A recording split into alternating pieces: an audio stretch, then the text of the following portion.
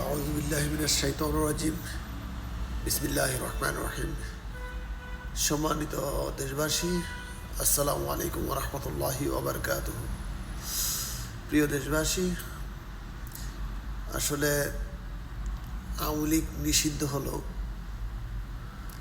এই নিয়ে কেন নিষিদ্ধ হলো এত তাড়াতাড়ি, এটা কেউই বলে না। এটা নিয়ে আমি চিন্তা করলাম অনেক কিছু। আওয়ামী লীগ পালিয়ে গেল, হয়ে গেল 7 মাস। তাদেরকে এতদিন নিষিদ্ধ করে নেই। অলরেডি প্রধান উপদেষ্টা নিজেও বলেছেন, আমি কোনো রাজনৈতিক দলকে নিষিদ্ধ করার পক্ষে না। কিন্তু এখন কেন নিষিদ্ধ হলো? তার কারণ শুধু একটা কারণ। জিনিসটা হলো, এলাকাতেও যদি কোনো রকমের গ্যাঞ্জাম হয়, সালিশ বসানো হয়, মেম্বার চেয়ারম্যানকে ডাকা হয়, যারা বুদ্ধিমান বিচারক তারা কখনো যে কোনো সালিশের যখন সালিশ ডাকা হয় সাথে সাথেই সালিশের সময় নির্ধারণ করে না। কারণ যেই সমস্যাটার কারণে সালিশ ডাকা হয়, মেম্বার চেয়ারম্যানদেরকে ডাকা হয়, ওই সমস্যাটা যদি যখনই তৈরি হয় তখন সাথে সাথেই সালিশে যাওয়া হয়, তখন কাউকেই বোঝানো যায় না। দুজনই উত্তেজিত থাকে, দুজনেই ব্লাড গরম থাকে, কারো কথায় কেউ মেনে নিতে রাজি হয় না।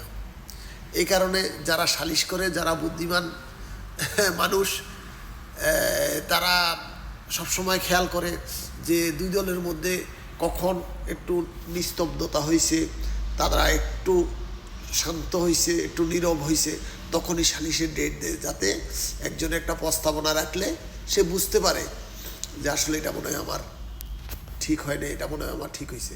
কিন্তু সাথে সাথে যখন তোমার ঝগড়া বাজবে, সাথে সাথে তুমি বিচার করতে গেলে কারোটাই কেউ মেনে নিবে না। তাকে সময় দিতে হবে, তাকে ধীরস্থিরভাবে জিনিসটা মেনে নেওয়ার মতো ব্যবস্থা করতে হবে। ঠিক আওয়ামী লীগ এমন ভুল ধরনের সিদ্ধান্ত নিছে, তার কারণেই আজ আওয়ামী লীগকে নিষিদ্ধ করা হয়েছে। কারণটা হলো, আপনারা খেয়াল করেন, গত 7 মাস কিন্তু আওয়ামী লীগ নিষিদ্ধের এত হরিলুট হয় নাই। হঠাৎ করে 7 মাস পরে কেন করলো? এটার একটাই কারণ, প্রধান সেনাপ্রধান ওয়াকারুজ্জামান, সেকেন্ড প্রেসিডেন্ট সুপ্পো, আরও কিছু আওয়ামী লীগের প্রশাসনিক লোক আছে, তাদের চাপাচাপি, আজ এটা কাল সেটা, কাল ওখানে মিটিং, কাল এখানে মিটিং, কাল এটা মিটিং, এগুলোর চাপাচাপির কারণে সরকারের কানে, উপদেষ্টাদের কানে এগুলো পুষতেছে। ওরা চিন্তা করছে, আরে তারা এগুলো করতেছে, তারা যদি সরকার আমাদেরকে ফালাই দেয় তখন তো আমাদের ফাঁসি হবে। তার কারণে তারা অতি দ্রুতভাবে আন্দোলনে নেমে গেল আওয়ামী লীগকে নিষিদ্ধ করানোর জন্য। ঠিক সরকারের ঊর্ধ্বতন কর্মকর্তারাও বুঝতে পারলো যে হ্যাঁ, আসলে দরকার, না হয়তো তো ওরা অনেক বাড়াবাড়ি করছে।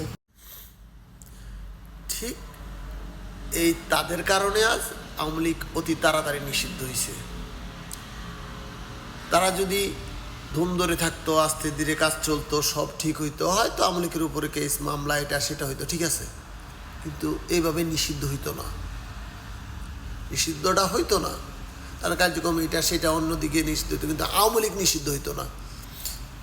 সব কিছু যখন ঝগড়াঝাটি হয়, ঝগড়াঝাটি হইলে দুপক্ষে যখন, এক পক্ষে যখন ঠান্ডা থাকে, আরেক পক্ষে এত বেশি করে না। দুনো পক্ষ যদি লাগো তখন তো মারামারি হবেই। ঠিক এমন জিনিসটা করছে ওয়াকার এবং প্রেসিডেন্ট সুপ্পু। এখন তাদের রেজাল্ট তারাই পেয়ে গেছে, এই কারণে আওয়ামী লীগ আজ নিষিদ্ধ হয়েছে।